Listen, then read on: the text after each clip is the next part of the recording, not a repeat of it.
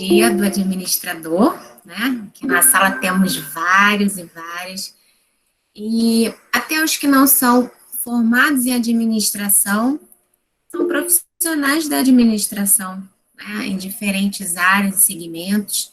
Temos a alegria de hoje reunir também nesse ambiente nossos professores, está aqui o professor Bruno, também que parabenizo pelo dia de hoje, professor Alexandre, que amanhã vai estar conosco também como mediador, professor Marcelo Anache, muito boa noite, também um dos formadores de tantos administradores aí ao longo de décadas, né, talvez de anos aqui na nossa Souza Marques, professor Felipe, que estará conosco aqui, né, falando em seguida e mediando essa primeiro webinar do segundo semestre. Professor Flávio também está aqui conosco, também falará sexta-feira, ele é o palestra sexta-feira. Professor Franklin, espero não ter esquecido de nenhum, né? Acho que daqui a pouco entra o professor Antônio, entrou o professor Eduardo e saiu, mas já volta.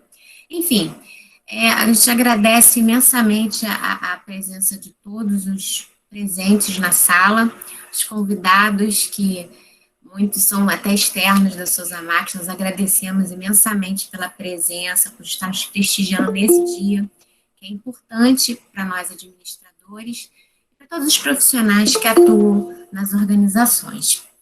Bom, eu vou fazer uma breve apresentação, antes de passar a palavra para o professor Felipe, e também para os palestrantes, que são as estrelas da noite, que vão compartilhar seu conhecimento, know-how, só mesmo para apresentar para vocês um pouquinho do que nós vamos vivenciar nessa noite.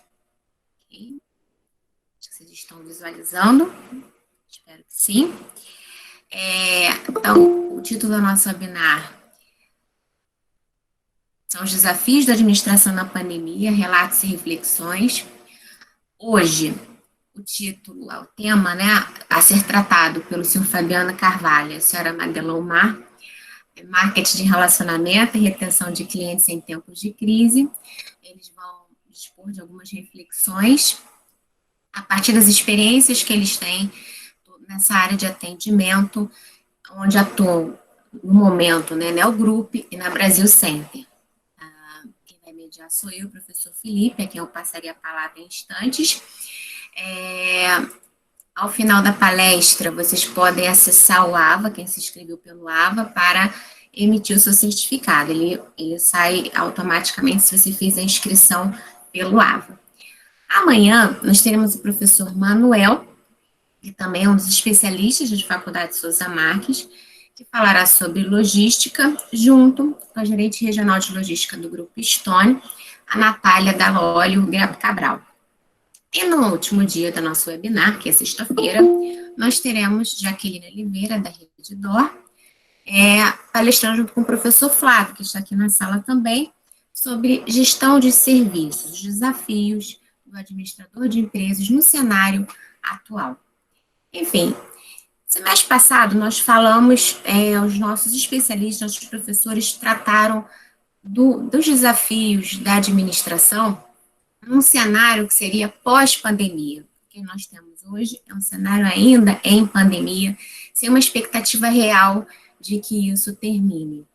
E as empresas continuam, os desafios também. Por isso, a nossa intenção com esse webinar é elucidar alguns dos pontos que às vezes são dilemas, às vezes são até alguns paradigmas que a gente não venceu de um todo, tá? Vou passar nesse momento, então, a palavra para o professor Felipe, para ele dar as boas-vindas, que o professor Felipe também vai, em determinado momento, fazer a mediação junto comigo, e, em seguida, eu vou fazer o convite para os nossos palestrantes da noite. Por favor, professor Felipe. Boa noite a todos, boa noite aos alunos, boa noite aos professores, aos nossos participantes externos aí da faculdade. Boa noite aos palestrantes, ao senhor Fabiano Carvalho, a Madelon, né? Muito obrigado por participar aqui, tenho... Está sem som, mas eu estou com o microfone ligado. Bom, Estamos chegando. Tá escutando? Alguém me falou que está sem som aqui. Bom, muito obrigado pela presença de vocês. Tenho certeza que vocês vão agregar muito valor aí, muito conhecimento aí aos nossos alunos. É sempre uma oportunidade excelente trazer pessoas de fora, trazer pessoas que estão atuando no mercado, para que tragam essas experiências e mostrem isso aí para os nossos alunos, né? Então, eu vou passar a palavra aí à professora Gabriele, acho que os senhores vão se apresentar, e depois eu gostaria de fazer algumas perguntas também durante a evolução aí da apresentação dos senhores. Tá certo? Muito obrigado, e vamos lá, então. Claro. Obrigada, professor Felipe. Bom, vamos dar início, então, agora com Fabiano Carvalho e Madelon Omar, fazendo a sua apresentação. Vocês podem compartilhar a tela, se eles tiverem, né, alguma apresentação. E, em determinado momento, nós vamos fazer algumas perguntas. Sejam muito bem-vindos ao nosso webinar. Muito obrigada. Obrigada, boa noite. Obrigado, boa noite, Gabi, boa noite, professor Felipe, boa noite aí a todos os alunos e colegas também de profissão, né? Para a gente agradece imensamente essa oportunidade, né, de estar vindo para dentro da sala de aula, apesar de ser uma constância para a gente isso, e poder também compartilhar um pouco não só da nossa história, mas de tudo aquilo que a gente tem feito aí nesse novo cenário de como se relacionar com os nossos clientes, né, com os nossos consumidores. Primeiramente, parabenizar, né, a todos os administradores e também a todos aqueles que, de alguma forma, atuam em uma dessas cadeiras, né, em alguma dessas ênfases, digamos assim, da administração, porque a administração hoje, o administrador hoje, de fato, ele é um profissional que ele tem uma visão 360 do mercado, ele tem uma visão holística daquilo que de fato acontece, né? Então, diferente de formações mais especialistas, o administrador hoje ele tem o privilégio de conhecer um pouco de cada área e de ter a possibilidade aí de interferir no dia a dia da administração, das empresas, ou inclusive compartilhar conhecimento com profissionais de outras áreas, pelo fato da gente ter um perfil um tanto generalista, né? E o fato de ter esse perfil generalista é o que faz com que muitos administradores hoje ocupam o cargo de presidente, vice-presidente, CEOs e muitas companhias, porque um profissional que está numa posição dessa, ele precisa ter essa visão holística e essa visão 360 do todo, né? Eu, particularmente, comecei, a minha primeira faculdade foi administração, até que no quarto período eu tive um contato mais intenso ali com marketing e acabei trocando aí, pulando de cadeira e a minha formação hoje ela é marketing, né? E aí falando um pouco mais sobre quem é o Fabiano Carvalho, eu estou há 18 anos nessa área de Custom Service, Custom Experience, como é conhecido hoje em dia, mas eu costumo dizer que, apesar de hoje ter um cargo executivo dentro da Enel, né, de ser head de Custom Care dentro do grupo Enel, responsável por toda a base da Regional São Paulo, desse grupo, né? Hoje, em share, a base de clientes da Enel que eu faço gestão representa aí 47%, né, do que tange a base de clientes do grupo Enel Brasil, né? Então, tem algumas especializações em marketing empresarial, digital data marketing pela FIAP, alguns cursos voltados bem para a experiência do cliente e também de melhoria contínua, né? Eu costumo dizer que 18 anos nessa área, meu maior propósito hoje, nas organizações a qual eu já passei, é conseguir implementar uma cultura customer-centric que quer colocar o cliente no centro desse negócio, né? Eu trouxe aí bem rápido, né, um pouco da minha experiência. Então, eu já comecei a minha carreira profissional trabalhando no pet shop, fazendo aquilo que apesar de eu estar no cargo executivo, eu jamais deixei de fazer, que é atender o cliente, né? Tive uma passagem pelo Wet n Wild, ainda bem jovem, lá com 18 anos, e ingressei em 2002 na Telesoluções, que foi quando eu comecei, que é essa fotinha aí em junho de 2002, do lado direito. Eu ainda tinha cabelo, como vocês podem ver, né? E foi quando eu, de fato, ingressei no mundo de call centers, de customer service. Trabalhei com os produtos da American Express, então comecei como atendente, fui supervisor, gerente, coordenador, e em seguida fui para a Embratel, ser gerente de relacionamento, né, uma interação total com a área comercial. Hoje a Embratel ela faz parte do grupo América Móvel, que contém o grupo Embratel, Claro e NET, e aí, bem recente, recebi o desafio e fui convidado para assumir essa cadeira aí de head de atendimento, head de customer care dentro do grupo Enel. Boa noite, pessoal. Meu nome é Madelon Mar, né? Parabéns a todos pelo nosso dia, né? Que eu sou uma administradora também. Como o Fabiano falou, vou falar rapidamente sobre a minha experiência, né? E falando um pouco sobre o que o Fabiano comentou, né? De ser um profissional generalista, eu costumo brincar que eu sou um exemplo porque eu transitei ao longo da minha experiência profissional. Eu estou há 30 anos aí nesse mercado. Me formei em administração, minhas primeiras experiências foram no segmento financeiro, e eu falei, bem, então o administrador tem que focar num negócio só e parar ali. Não. E eu passei 10 anos no segmento financeiro, depois eu fui para o segmento farmacêutico, depois eu fui para o segmento de serviços, hoje eu trabalho numa empresa de telecom. Muita gente não conhece a Brasil Center é uma empresa de atendimento do grupo da Claro Brasil, a gente trabalha dentro do grupo e só para o grupo. A Brasil Center hoje ela conta em torno de 10 mil funcionários distribuídos em 7 estados, e o grupo todo da Claro Brasil, com funcionários diretos e indiretos, a gente soma hoje mais ou menos 40 mil pessoas que prestam serviço de atendimento para Claro, né? A minha experiência toda dentro da administração é na área de atendimento e relacionamento com o cliente, e eu assim, eu e o Fabiano, a gente já se encontrou em alguns caminhos da vida, em algumas empresas, a gente encontra, se desencontra. Hoje ele está num segmento de serviços, mas ele está na energia e eu no telecom. Até pouco tempo aí a gente trabalhou no mesmo segmento. E aí a gente costuma falar um pouco disso, né, no nosso dia a dia, desse aprendizado, de que a gente vai falar um pouquinho aqui, dessa coisa generalista, da importância do administrador, porque, de fato, assim, são 30 anos que eu estou nessa carreira e eu sou uma prova da experiência e da importância, né? Eu estou há 8 anos nesse grupo e quando a gente entra num segmento diferente, a gente fala, caramba, agora não, agora é farmacêutico, não, agora é serviço. Mas a administração é isso, ela navega o tempo todo pelas empresas e tem um papel fundamental. Com você, Fabi.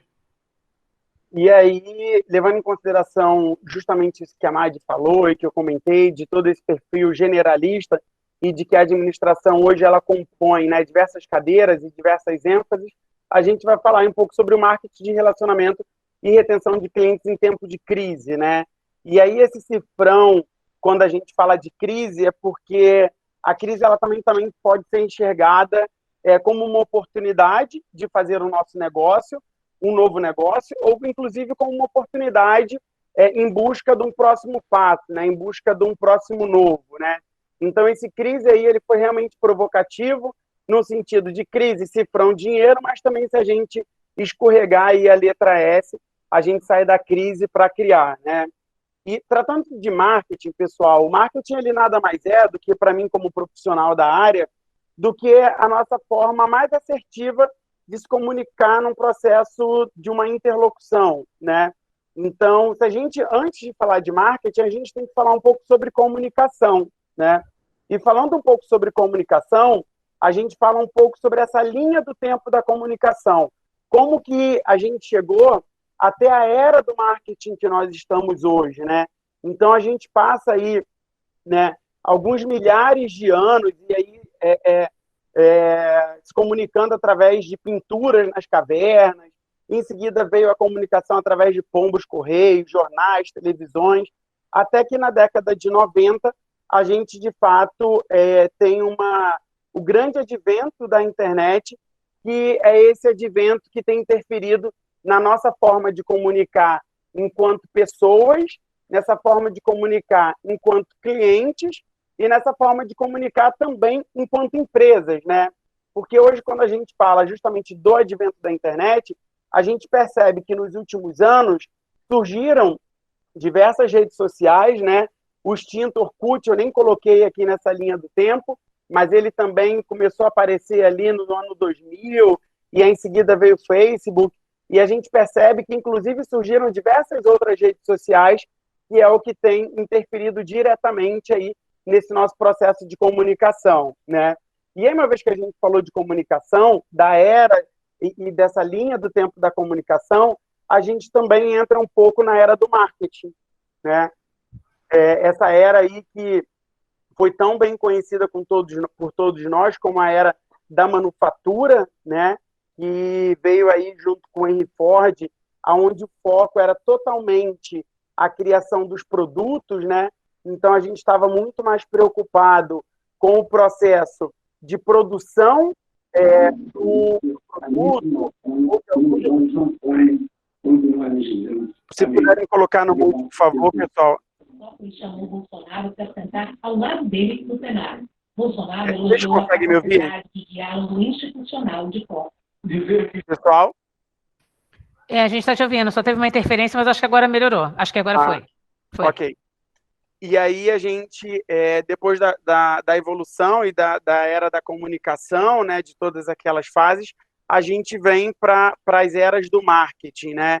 A gente passou aí pela era 1.0, né, que como Kotler ele desenha bem todas essas eras, ele aborda sobre a era que era a era dos produtos, a era da manufatura, né, onde teve um processo aí de industrialização, onde foi criado o primeiro carro aí, o modelo Ford, né, junto com o Henry Ford, e aí existia um único modelo e uma única cor, né? E essa foi a primeira era do marketing, né? A gente passa pela era da venda, que é a era do marketing 2.0, que foi quando door-to-door, né, e grandes empresas como a Avon, entre outras, começaram a ir para esse mercado mais massivo, do porta a porta, do volume de vendas, do vamos trazer o cliente para dentro da base, a qualquer custo e muitas das vezes a qualquer forma, né? E chegamos na era do marketing 3.0, que teve aí como princípio na Salesforce, né? Ainda aí já no final da década de 90, onde a Salesforce começou a entender os clientes, sejam eles B2Bs ou B2Cs, né? Clientes pessoas físicas ou clientes pessoas jurídicas. A Salesforce começou a implementar um processo de Custom Social e de Custom Centric também. Então, entramos nessa era que é a era que todos nós conhecemos como a era do cliente tem sempre razão, né? E os holofotes ali estavam todos virados e direcionados para esse cliente. E nos últimos 20 anos, e para ser mais exato, aí nos últimos 15, a gente entra na era do marketing digital, na era da transformação digital, na era da digitalização, e aí a gente começa a ter uma conectividade muito maior, né? A informação ela começa a chegar muito mais rápido do que já chegava, através, por exemplo, da própria TV. A gente começa a trafegar dados de forma mais ágil e informações, e a gente começa a perceber que o consumidor ele começa a ganhar um outro tipo de voz, né? Esse consumidor ele começa a, de fato, ser enxergado pelas suas tribos, né? Nós temos aí, por exemplo, o Facebook, começou uma campanha desde o ano passado, resgatando um pouco até do que alguns de nós vivenciamos aí no extinto Orkut, que é justamente as tribos, né? Então, uma vez em que existe uma conectividade e eu, Fabiano, aqui do Brasil, eu consigo me relacionar e me conectar nessa nova era com qualquer outra pessoa que tem gostos semelhantes que os meus em qualquer lugar do mundo, né, quando eu começo a ter a possibilidade de ter grandes marketplaces, como a Amazon, o próprio eBay, o Mercado Livre, onde esses marketplaces eu posso comprar um produto na China, como a AliExpress, que todos nós conhecemos, e esse produto ele pode estar sendo entregue no Brasil, a gente começa a ver novamente a formação das tribos, né? Então, aí eu trouxe 2 exemplos, né, de grupos que temos hoje no Facebook, que é o grupo de apaixonados por gatos, né, e o outro grupo é um grupo de pessoas que tocam em uma banda de rock, né? E ambos os vídeos, eles são super interessantes. E tratando... Pode falar. Não, é um pouco do que você falou, né? O cliente tem sempre razão, e nessa área digital você organiza um pouco, ele tem sempre razão, mas com poder de voz e como que essa comunicação se organiza, porque a gente tinha um pouco naquela era, o cliente tem razão e só, né? E como é que se organiza? E essa era digital traz de uma forma avassaladora, né? A gente mostra um pouquinho mais na frente alguns cases de empresa, né, Fabiano? Como isso agrega e como isso cresce no nosso mundo, né? Justamente. E pensando dessa forma bem... A gente, durante muitos anos, né, a gente falou muito sobre a globalização, né? E a internet, ela trouxe isso de uma forma muito mais abrupta, né? E a gente percebe isso, por exemplo, eu vou compartilhar aqui com vocês um vídeo, é um mapa de calor, tá? Do ano de 2015, do Oscar, aonde como que as pessoas estavam interagindo em todo o mundo na premiação do Oscar. Isso fica muito evidente, porque a gente percebe que algumas tribos no Brasil, na Europa, nos Estados Unidos e até em alguns outros países na própria Ásia, elas interagem enquanto parece que o resto do mundo está dormindo, né? E isso traz justamente essa percepção de que o mundo mudou. Então, aqui, vocês veem o mapa de calor do Twitter, isso são as pessoas tweetando e falando sobre o assunto, e na estrela vocês percebem que o mapa de calor ele aumenta. Isso foi no momento em que é anunciado aí os ganhadores do Oscar e tudo mais. Então, dessa forma, a gente percebe de que forma os nossos consumidores, os nossos clientes, eles estão se organizando, né? E é muito importante quando a gente fala dessa organização desses clientes, porque isso interfere diretamente na forma que nós, enquanto empresa, criamos o nosso novo marketing, como a gente está vivenciando agora um novo normal, né? E como a gente começa a se relacionar com esse nosso cliente justamente nesse novo mundo, né? Nesse novo mundo digital, nesse nosso novo normal aí, decorrente da pandemia que a gente tem vivenciado, né? E junto com esse advento da internet na década de 90, veio uma geração que aí chegou na minha geração, que é a geração Y, né? Que é a geração que é tida como os nativos digitais, né? E aí a gente costuma dizer que o mundo ele jamais será o mesmo após essa geração, por conta de todo esse acesso à informação de uma forma mais rápida que a gente passou a ter. E aí vem a geração Z, que é uma geração ainda mais conectada, e aí no último slide eu falo até um pouco sobre a geração Alpha, que é uma geração que aquilo que foi inovação para a gente, essa geração Alpha ela não tem mais essa percepção. Ela não consegue diferenciar o que é inovação nos dias dela, né? E a gente trata um pouco desse perfil, né? Desse novo consumidor, desse novo tipo de relacionamento que as empresas têm buscado a fazer com esses novos clientes. Então, o que eles procuram, né? Antigamente, as propagandas, as vendas dos produtos eram muito impulsionadas pelos artistas, né? Então, nós temos grandes artistas no Brasil que faziam diversas propagandas, né? A Xuxa, por exemplo, agora, ela fez uma propaganda recente para uma série no Netflix e ela aparece dentro dessa série abordando justamente o cenário desses jovens que estão perdidos e que são adolescentes por conta de todos aqueles casos que tinha da Xuxa com adolescentes, né? Que tinha no passado. E esse perfil, que é esse perfil milênio, ele vai em busca de um novo stakeholder, que não são mais os artistas, né? São os micro-influenciadores, são os blogs, eles têm uma relação estabelecida muito forte com as redes sociais, e justamente decorrente dessa relação que é estabelecida das redes sociais, o que se torna importante para esse novo consumidor, né? O tempo para ele é algo muito valioso, né? Ele não gosta de perder tempo fazendo algo que não seja produtivo. Por diversas vezes eu ouvi dizer que a minha geração, e essa geração é uma geração mimimi, mas não é uma questão de geração mimimi, é uma questão de fato, levantar a bandeira para aquilo que a gente acredita, e isso tem uma interferência diretamente na forma que nós, enquanto empresas, nos comunicamos com essa geração, e aí é uma geração que ela gosta de exclusividade, é uma geração tida como uma geração VIP, e é uma geração que compra através do member to get member, né? Que, na verdade, ele compra através da recomendação, dos blogs, de amigos e tudo mais. Até, Fabiano, deixa eu agregar, isso que você falou da Xuxa é importante, eu estava contando para o Fabiano e para a Gabi um pouco mais cedo, que eu vivi um case real, a galera mais antiga vai lembrar que Ana Paula Arósio era Embratel. Ninguém via Ana Paula Arósio que não fosse Embratel ou os bonequinhos do DDD. Eis que a Ana Paula Arósio aparece no Santander. E eu hoje, dentro da minha diretoria de atendimento, eu atendo a Embratel, eu tenho produtos do 21.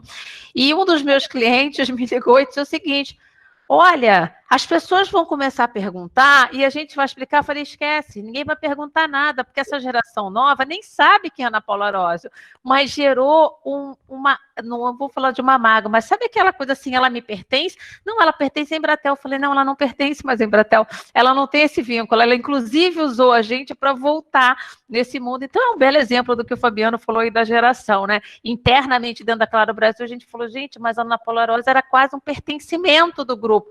Não é? O mundo é outro, né? E é um mundo VUCA, né? Que é justamente esse mundo dessa volatilidade em que a gente percebe uma mudança, e é uma mudança que começou até antes da pandemia, né? Mas algumas coisas que a gente não acreditava que fosse possível, a gente começa a quebrar alguns paradigmas, como o próprio home office, né?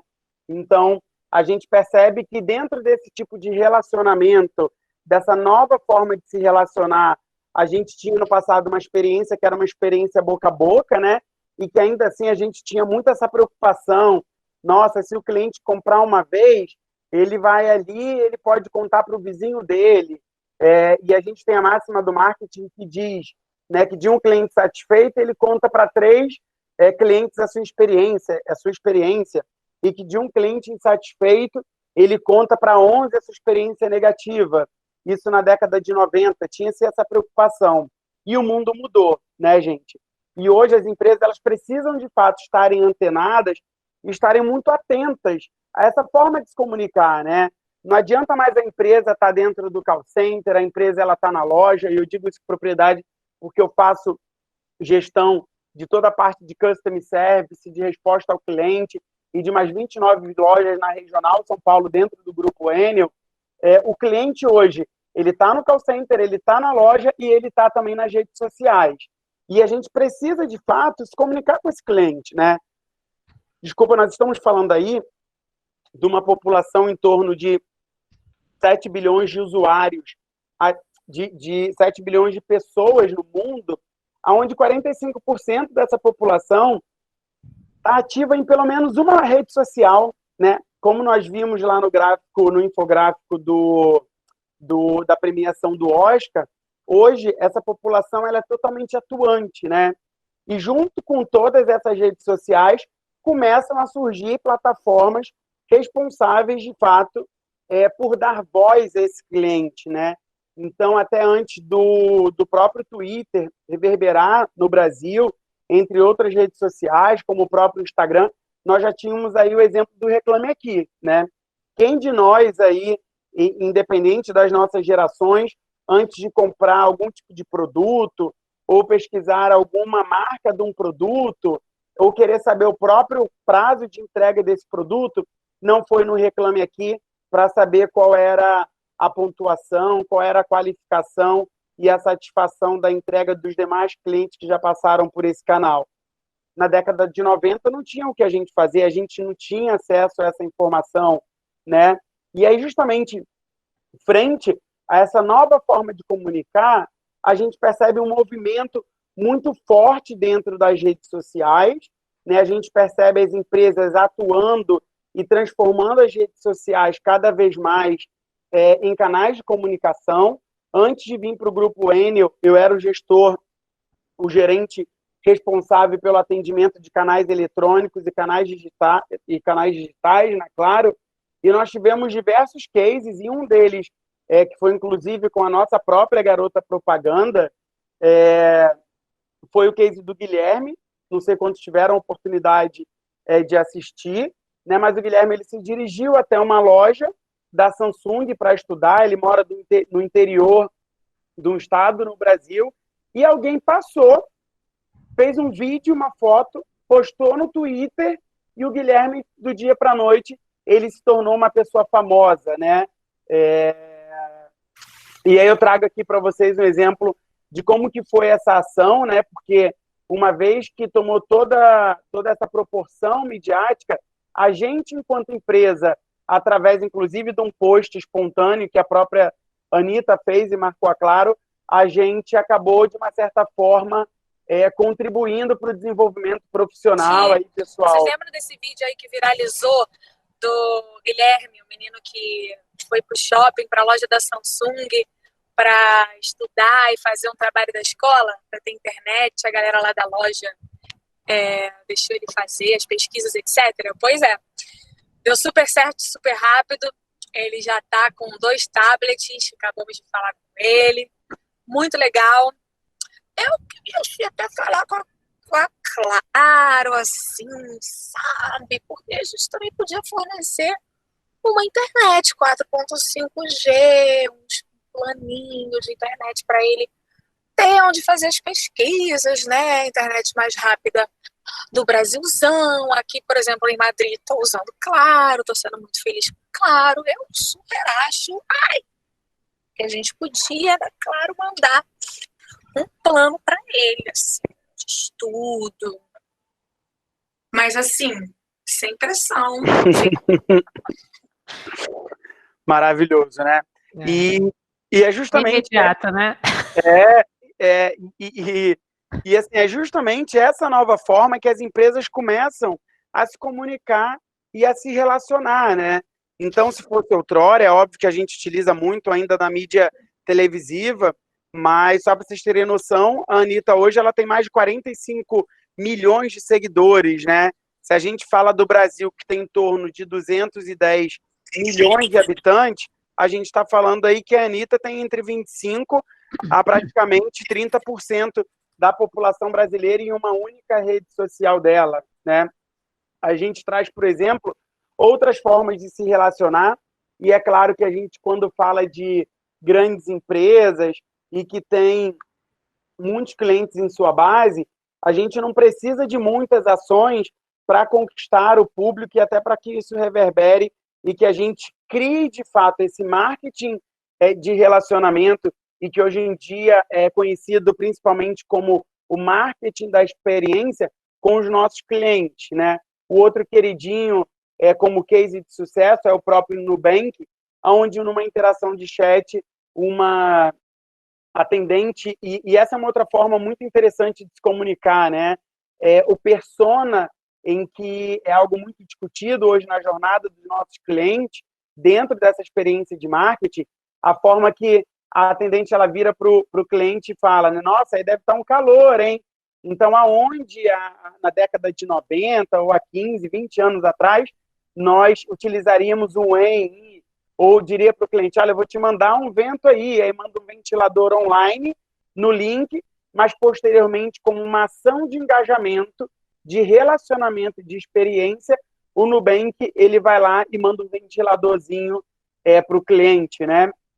E a gente tem, por exemplo, também um outro case que é maravilhoso, da Hellmann's, e esse eu acompanhei bem de perto na época, onde a Hellmann's fez um Twitter, onde ela pedia para que as pessoas postassem ali o que elas tinham dentro da geladeira, marcasse a hashtag Prepara para mim, e automaticamente o bot, porque ele tem toda uma inteligência artificial por trás, ele já tinha receitas desenhadas para ele, diante do que a cliente, por exemplo, Gigica, postou que ela tinha dentro da geladeira dela, Helmans, né, arroz, cebola, tomate e macarrão, prepara para mim.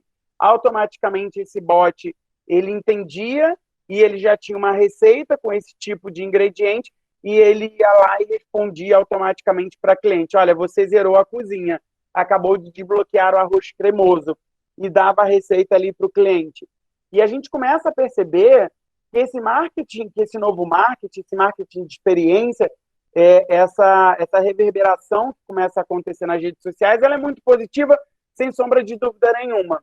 Mas diz o ditado, pau que dá em Chico, bate Francisco, né, que algumas empresas também, por conta das redes sociais, acabaram, muitas das vezes, passando por cenários de crise, né? E é um pouco do que a gente fala também nesse material, assim, como lidar com um momento de crise, onde se algo desse tipo tivesse acontecido no passado, talvez não fosse ter tomado a proporção que tomou, né? Que foi lá, como vocês sabem, do boicote Carrefour, onde o segurança ele foi e maltratou um cachorro, e por conta desse maus trato, esse cachorro faleceu, e a gente começa a perceber grandes comunicadores, grandes e macros influenciadores se envolvendo e comprando diversas causas, né? E como um exemplo aqui um dos prints que eu coloquei, um dos recortes aí do Alisson, a preocupação que a gente, enquanto empresa, enquanto administrador, enquanto gestores dentro das empresas, a gente tem que se preocupar quando a gente faz algum tipo de parceria com determinadas empresas, né? Então, vejam aí 2 clientes, por exemplo, 2 clientes que tuitaram, cobrando um posicionamento do MasterChef por uma crise que quem estava passando era o Carrefour. Então, as pessoas começam a se posicionar e cobrar atitude de outras empresas, né? E é super interessante nesse case também, porque não somente a Gabriele Pugliese, mas outros artistas se posicionaram, obviamente, de uma forma negativa, até por conta do que foi evidenciado, mas eu sublinhei aí, eu grifei em amarelo que ela fala, indignada com frieza de respostas prontas, sejam humanos, não sejam robôs. E aí a gente passa por um processo de dicotomia muito grande, né? Porque a gente fala de uma transformação digital, a gente fala sobre uma digitalização, mas a gente percebe que nós, enquanto humanos, a gente não quer respostas prontas, né? Eu, inclusive, nas redes sociais que eu gerencio, das empresas que eu também já passei, muitas das vezes tem umas respostas que são, inclusive, não são nem colocadas por bots, é o próprio atendente que tem meio que um Ctrl+C e um Ctrl+V ali, para que até a própria interação, a resposta para o cliente seja mais rápida. E o cliente fala, não, estou falando com robô, então é uma dicotomia que a gente vive. Da mesma forma que a gente quer transformar e que a gente quer digitalizar, a gente não quer perder a humanidade, né? Fabiano, só para a gente olhar, só para a gente se acelerar um pouquinho, porque acho que tem bastante slide e a gente está com o horário aqui, já estou olhando aqui, estou preocupada só com a agenda da Gabi, porque a gente vai entrar. O CRM é um assunto bom de falar, né? E aí, quando a gente fala justamente sobre o CRM, a gente parte para uma parte em que o CRM ele era algo restrito às próprias empresas, né? E eu trouxe aqui para vocês, por exemplo, uma ferramenta, que é a ferramenta que eu utilizo na gestão, eu não, né? Enfim, a minha equipe utiliza para a gestão das redes sociais, e como hoje qualquer empresa concorrente, ela consegue ter acesso através de uma ferramenta como a Buzz Monitor, e tem outras infinitas ferramentas, tem o Scoop, entre outras, onde a gente, enquanto empresa, consigo fazer todo um mapeamento da minha concorrência, inclusive do nível de satisfação que os clientes dessa minha concorrência ele tem. Então, a gente vê o sentimento desse cliente, a gente vê o percentual de reclamações que esse cliente tem nas redes sociais, o nível de engajamento de uma determinada campanha que a minha concorrência ela está fazendo, e, principalmente, eu consigo hoje, através dessa ferramenta, ter uma resposta mais rápida. Com certeza, o Carrefour ele utiliza uma ferramenta dessa, assim como as empresas que eu já passei e a empresa que eu estou atualmente. Então, é um software que consegue captar e trazer de uma forma rápida, inclusive para retroalimentar um corpo diretivo dentro de uma empresa sobre qualquer ação de impacto, benéfica ou maléfica dentro das redes sociais. Aí eu trouxe mais um fluxo de como é que funciona, né, todo esse processo dentro desse CRM, que é o Buzz Monitor, mas o que eu quero reforçar é que antigamente nós utilizávamos de um CRM, e a gente entra hoje mais do que nunca no mundo do Data Driving, do Data Analytics, que de fato é a forma que a gente utiliza-se desses dados de uma forma muito mais rápida nos dias de hoje para uma tomada de decisão, seja nas redes sociais, seja para que a gente tenha algum tipo de atuação mais rápida com determinados porque ele dissemina, né, Fabiana? Ele dissemina, ele captura, mas ele também soluciona muito mais rápido, né? Ele melhora, captura a imagem muito mais rápido, né? Justamente. E aí, quando a gente fala sobre uma gestão de data drive, de CRM e tudo mais, a gente percebe que as empresas estão trabalhando isso de uma forma muito mais analítica, mais direcional, né? E aí, em vez de falar de Salesforce, de SAP, né, eu trouxe alguns exemplos, como o Buzz Monitor, que é um tipo de ferramenta e de CRM que as empresas utilizam para se comunicar nas redes sociais, e trouxe alguns tipos de modelo que são usados em grandes empresas hoje em dia, por exemplo, o modelo de propensão a churn, né? Antigamente, a gente só atuava com o cliente que era propenso ao cancelamento a partir do momento que ele contactava a gente, né? Então, a gente estava muito mais preocupado no passado com a jornada desse cliente na aquisição do que essa receita recorrente que é importante para a gente. E dentro do modelo de propensão a churn, a gente utiliza-se do nosso CRM para tentar entender o que levou esse cliente a sair dessa base. Esse cliente, em algum momento, ele tinha uma fatura vencida, ele não pagou a fatura, ele já mostrou ou abriu algum tipo de reclamação, esse cliente ele teve algum tipo de serviço não executado na casa dele, e aí o quinto passo, a quinta etapa da jornada desse cliente era o cancelamento. Uma vez que eu já consigo identificar isso na minha base e faço um trabalho direcionado através do Data Drive, do Data Analytics, eu consigo entender que o próximo passo da Madelon, o próximo passo do Felipe, da Gabriele, é um cancelamento. Então, se eu sei que esse próximo passo desse cliente é um cancelamento, antes que esse cancelamento, esse churn, seja gerado, eu vou lá e faço um contato com esse cliente. A gente está saindo de um cenário onde diversas ações voltadas para relacionamento com o cliente eram ações reativas para um processo de reação um tanto mais preventivo, né? E a gente traz também aí uma das ferramentas, né, Madi, que é o NPS, que hoje é utilizado aí por diversas empresas, tanto no modelo tradicional, ou transacional, ou relacional. Porque o NPS ele não mede só a satisfação da empresa, né? Que é o que no passado a gente falou muito disso. Ele mede a satisfação do cliente, né? Então o NPS é importantíssimo para as empresas nesse sentido, né? Porque você avalia o durante e o pós desse segmento. Então não adianta a gente solucionar, eu estou até vendo aqui alguns comentários, né? De falar de robô, de querer falar com o humano. O NPS ele é fundamental, ou ele é um promotor, ou ele é um detrator para qualquer empresa, né? Então, é um CRM, né? Eu diria que é um CRM moderno, ágil, imediato e fundamental para a sobrevivência de qualquer empresa. Acho que quase todos os segmentos hoje, né, Fabiano, já são voltados para o NPS, né? Sem dúvida, Madi. Pelo menos os que eu passei, que são aí os de primeira linha, né, digamos assim, os de serviço imediato, energia, telecomunicações, financeiro também, hoje todos utilizam, né? Tem o NPS tanto transacional, que é quando a gente faz esse tipo de pesquisa, você recomendaria para um amigo esse tipo de serviço? O que você achou desse atendimento? Então, tem o transacional, que é quando, de fato, o cliente ele realiza algum tipo de transação com a gente, e tem o relacional, que é quando eu só quero saber como é que está o nível de satisfação desse cliente com a nossa empresa, né?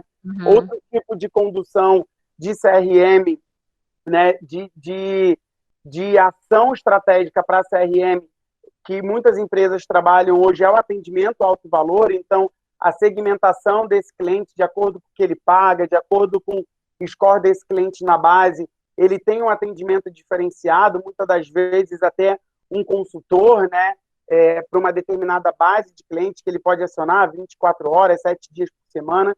Então, a gente começa a ter essas células de eficiência para prestar um tipo de atendimento muito mais assertivo para esse cliente, né? E aí, falando sobre atendimento, sobre forma de se posicionar, eu trouxe um outro case aqui, que é um case da Claro e da NET, no lançamento do Rei Leão, no Now. Então, o cliente, a gente vai lá e dá um match, inclusive, das duas marcas do grupo, a Claro falando com a NET, né? E aí, em seguida, vem um cliente, Fábio Moura, e fala... ele canta a música trazendo o problema dele, né? E aí, muitas das vezes, no momento da crise, às vezes a gente tem que ser tão disruptível quanto uma primeira ação inicial, que era ser lúdico, e não se esmorecer diante dela, né? O cliente fala, Hakuna Matata, os meus problemas de internet eu quero esquecer. E aí a gente vai em cima, né? A minha equipe foi responder, isso eu vou resolver. Isso eu vou resolver. E aí o cliente embaixo, automaticamente ele já se identifica e ele fala, meu Deus, eu li cantando. Então, é esse tipo de relacionamento, é esse tipo de experiência com esse cliente que é que a gente tem avançado nos dias de hoje, né? Em todo esse processo de marketing de experiência, de como lidar com essas crises dentro desse, né, dentro desse novo mundo, que é o novo mundo que a gente tem conhecido aí como novo normal, né? E algo que eu falei para vocês, inclusive, sobre a geração alfa, eu estava numa dessas reuniões com um par meu e a filha dele tinha acabado de fazer uma pergunta para ele. A filha dele tem 6, 7 anos de idade e eu trouxe isso justamente para ficar essa reflexão para vocês. Essa é a minha reflexão e, em seguida, vai ser a reflexão da Madi. E o que é inovação para vocês, né? E a filha desse meu amigo do trabalho, que é dessa geração alfa, de 7 anos, ela virou para o pai dela e falou, pai, o que veio primeiro, a privada ou o tablet? Então, inovação para a gente hoje é o tablet. Mas para essa criança que acabou de nascer, que tem 7 anos de idade, 6 anos de idade, ela não consegue distinguir aquilo que para ela foi inovação, né? Então, o que eu queria, de fato, é que a gente começasse a pensar não no novo normal, não que vem depois da pandemia, que nós achávamos que era o que iria ficar durante 15 dias, né? Não, dura 15 dias a quarentena. Tem o nome de quarentena, mas são 15 dias, né? O que vem depois disso? O que é inovar para vocês? Eu queria fazer uma reflexão falando um pouco disso, né? Eu e Fabiano, a gente trabalha numa empresa de serviços e a gente conversa muito e eu disse para ele, o que é inovar? Cada um sabe o que é a sua inovação. Eu sou de uma empresa de segurança de dados que você tem que ter muito cuidado para trafegar. Todo mundo sabe que a LGPD está aí, né?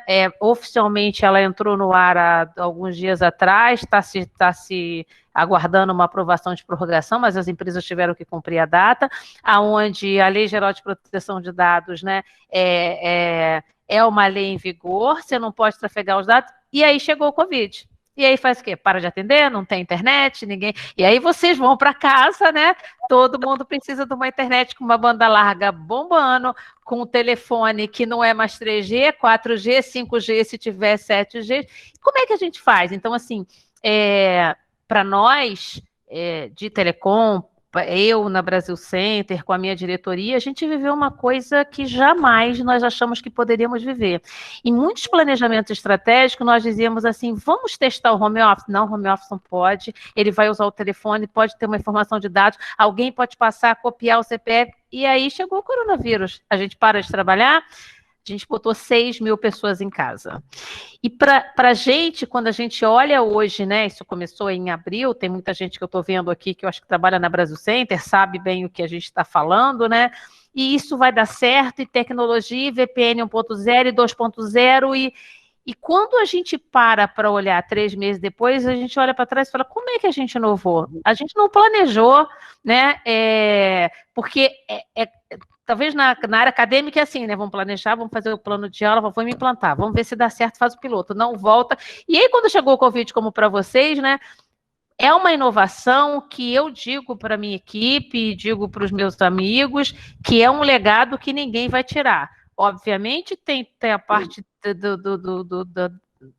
da gente se isolar, tem a parte da ansiedade, tem tudo isso, mas eu digo que a gente não vai fugir disso. O mundo inteiro está assim. Então, pega aquilo que é bom e o que você pode levar de aprendizado. E eu digo que foi um aprendizado para a minha vida pessoal, profissional, que eu vou passar para a geração, para os meus filhos, porque você aprendeu a fazer coisas que a gente fala, vamos olhar, e esse slide é uma brincadeira que diz, quem é que transformou a sua empresa?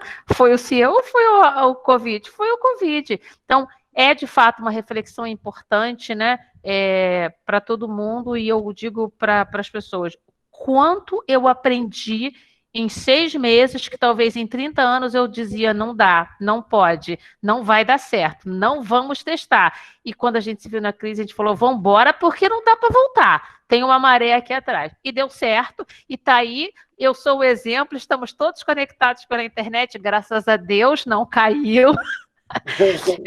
Não caiu, porque se cai aí quem tivesse com Claro e NET, e é uma reflexão que realmente é importante para a gente, né, Fabiana? Acho que a gente está aí, tomou o tempo todo, né? O próprio home office, né, Madi? Foi algo que a gente sempre pensou em que as pessoas, obrigatoriamente, elas precisam sempre ser geridas, tem que sempre ter alguém tomando conta daquilo que a gente está fazendo, né? O modelo de hierarquia que tem sido de fato, desconstruído em muitas empresas, com modelos de implementação de squads, né, retrata muito isso, né? As pessoas não precisam receberem ordem, né? Elas precisam estarem comprometidas com um propósito, com um objetivo.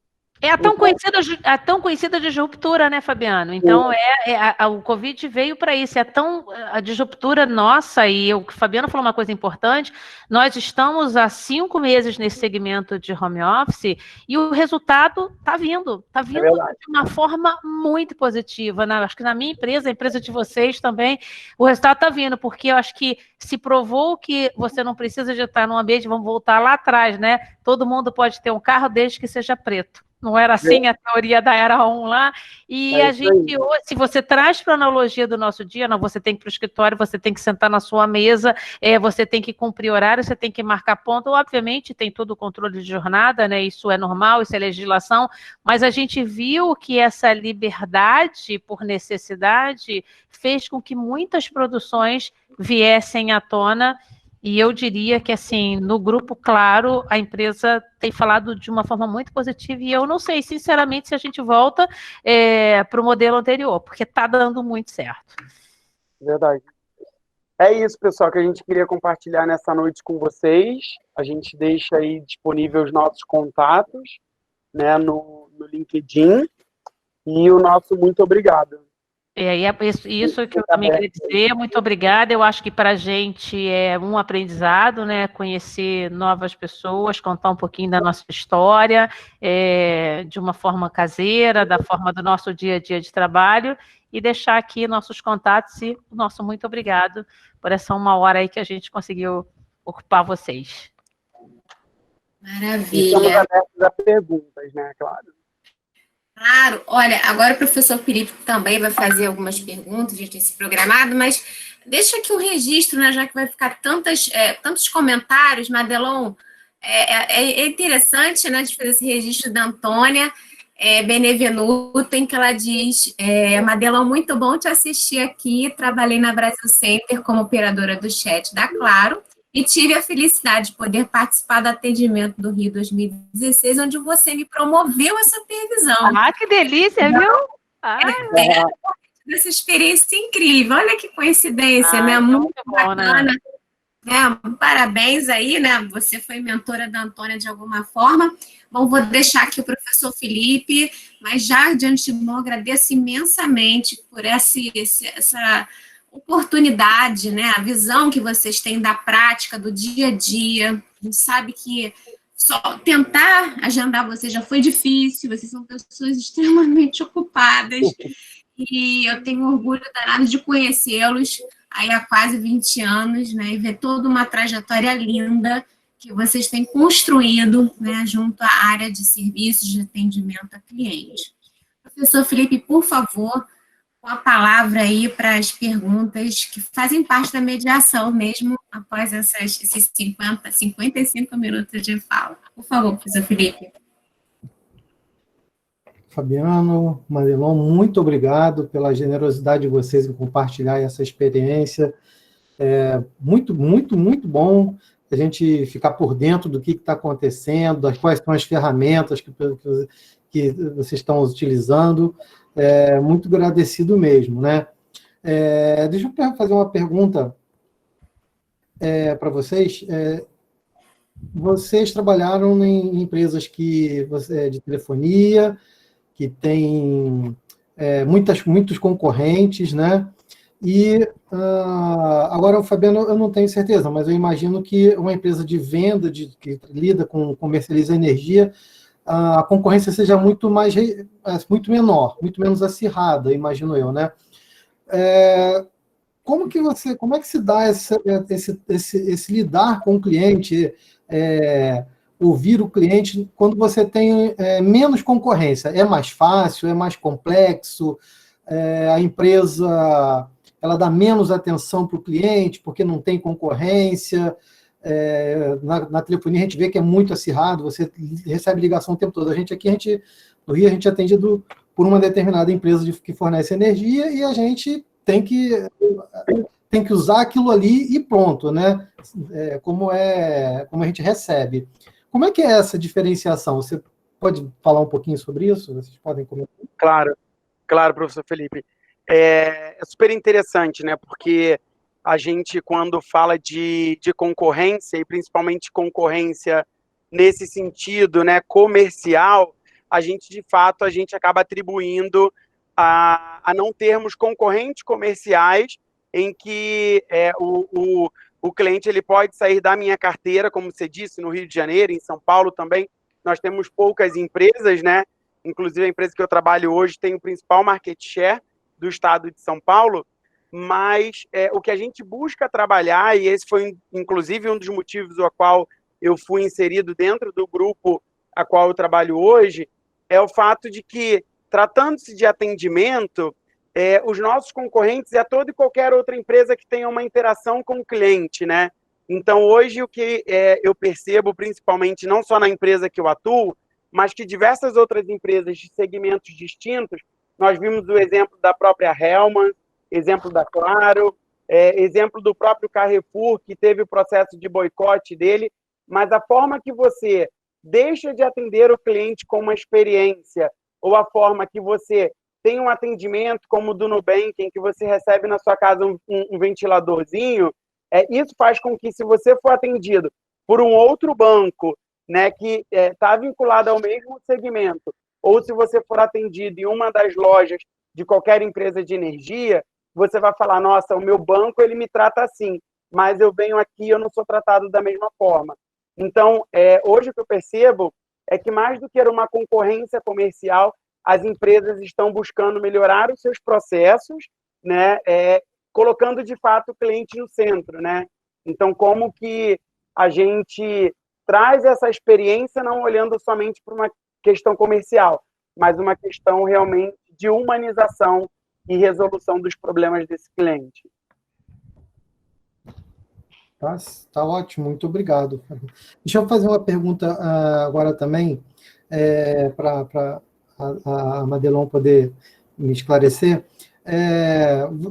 Vocês têm ampla experiência em várias empresas lá, eu dei uma olhada no LinkedIn de vocês, né? Legal. E aí, assim, tem empresas que são clientes que vocês atenderam, né, ao longo da trajetória aí, de diversos perfis. Dá para sistematizar o atendimento ao cliente, fazer o processo, desenhar o processo direitinho, meio com poucas variações entre um cliente e outro, ou existe um esforço grande de você personalizar o atendimento de acordo com o cliente, ou o tipo de serviço, o produto que se vocês estão representando? Eu não diria o cliente, eu diria o processo de serviço, né? Eu, por exemplo, passei por vou falar um pouquinho do passado para falar do presente. O segmento financeiro, você acaba tendo poucas variações, porque você tem toda uma regulação governamental, né, da moeda e das legislações. Quando você vai para o segmento de telecom, é diferente, que é o que o Fabiano falou. A gente acaba desenhando muito o que a gente chama de jornada do cliente, né, porque esse processo tem que estar muito ajustadinho e azeitadinho, porque o que importa para você é o serviço. O preço conta, mas o serviço é fundamental. Então, a gente acaba, e eu vou te abrir em 3 frentes, por exemplo, dentro do grupo. O grupo da Claro Brasil, ele tem 3 frentes. Ele tem uma frente que ele cuida da parte residencial, que é a sua casa, o seu telefone fixo, a sua TV. Tem uma outra parte que cuida da linha móvel, e tem uma outra parte que cuida da linha de empresas. Então, quando a gente está dentro de um grupo de telecom, os processos têm que se ramificar para o segmento e para a necessidade do cliente. Eu não posso tratar com a velocidade ou com a necessidade de uma empresa que precisa de trafegar com uma fibra de uma velocidade altíssima, porque tem muitos servidores, com a casa do cliente que vai assistir a TV no final do dia. Então, os processos são muito bem desenhados e a gente está... E não tem perfeição, sabe, Felipe? Eu vejo hoje o segmento de telecom como banco aí, a gente que está há mais tempo. Quantos bancos a gente conheceu? Hoje a gente conta, sobra dedo na mão. Quando você vai para o segmento de telecom, você vê que a Oi está em processo de venda, né? Está público aí, a empresa vai ser dividida entre Vivo, TIM e Claro, né? A Nextel foi absorvida pela Claro recentemente, e assim a gente voltar aqui, tem a GVT, que foi para a Vivo, e assim vai. Então, toda vez que eu acho que esses processos são mexidos, eles precisam de ser redesenhados, porque um pouco do que a gente comentou é cíclico, mas é veloz. É voraz o mercado, é o que você falou da concorrência, alguém comentou aqui da concorrência. Se o tempo inteiro você não está ajustando a vela, ele vai embora. Você vai trocar. Se a NET não te atende, você vai para Vivo Fibra. Se você está na TIM e não está legal, você vai para Vivo. Porque é isso, você tem agilidade pelo atendimento de serviço. Então, se a gente do lado de cá na empresa não está o tempo inteiro ajustando essa vela, você perde o cliente. O mercado é devorador. Muito obrigado, muito obrigado. Posso fazer só mais uma perguntinha? Nós temos muito de forma bem sucinta, a gente tem bastante aluno assistindo a gente, fazem administração, fazem a parte, estão interessados na carreira de gestão, né? Acho que os dois, me parece que têm certificação, estudo na fase de Six Sigma, né? Que a gente trata lá com processo, tudo isso. Isso é interessante comentar para os alunos também terem um norte também, para procurar alguma outra especialização, né, para dar uma refinada no currículo. Essas certificações, esse estudo do Six Sigma, esse estudo de processos, essas ferramentas, isso é muito importante na carreira de vocês? Teve importância relativa, razoável, ou não tem muita importância atualmente? Fundamental. Eu vou começar para o Fabiano terminar, porque ele até tem outras especializações, né? Quando eu entrei no grupo, né, era uma diretriz da companhia para que todos os colaboradores aprendessem essa metodologia. É uma metodologia que, há 8 anos atrás, eu não dava... Não é tanto valor, mas eu não tinha uma visibilidade de importância. E ele te direciona para uma análise de processos muito importante, muito importante. Então, eu fiz Green Belt, né, comecei o Black Belt, o Fabiano fez Design Think também, eu fiz uma parte de Design Think, e ele, para mim, eu não vou dizer que é importante, não. É fundamental para a gente que está o tempo inteiro redirecionando e procurando os KPIs de processo. Mas o Fabiano pode também falar bastante aí sobre isso. Não, para mim, que a Madi falou, é fundamental, é imprescindível, de fato, né? Primeiro porque te ajuda a estruturar melhor qualquer tipo de anamnésia e de diagnóstico, né? Muitas das vezes, e isso na minha empresa atual, como na empresa anterior também, a gente tem uma preocupação muito grande, muitas das vezes, em implementar as ações e resolver o problema, né? Mas se você não faz, de fato, uma anamnésia, não utiliza as ferramentas, porque o que você tem como grande grande força motriz desses cursos é o fato de você conhecer ferramentas qualitativas e ferramentas estatísticas, né?